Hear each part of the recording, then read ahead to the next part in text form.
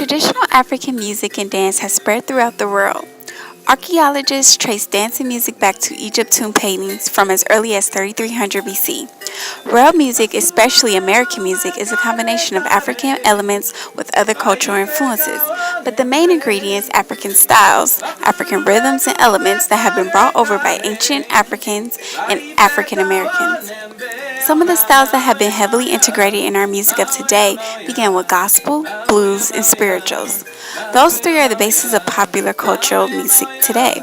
Whether you are listening to urban blues, rock and roll, R&B, soul, funk, and hip hop, or country music, bluegrass, or classic rock, they all have strong influences of African and African American elements in them.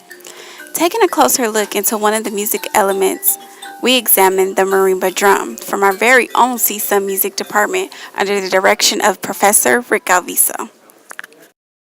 As a result of, the African diaspora, Africans have had a strong role in musics of other parts of the New World, particularly Cuba, Brazil, Colombia.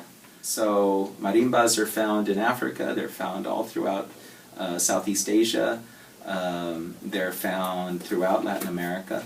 So it's the national instrument of Guatemala. You find it in Chiapas as well.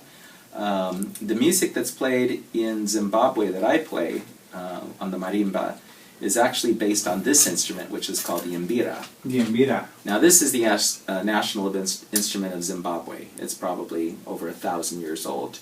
And so a lot of the music that I play on these big xylophones or marimbas originally comes from this instrument. In fact, there's not even a separate word for dance, music, and song, and instruments. It's all one word. It's all called ngoma in Africa, in Zimbabwe, for instance. And it's all about community.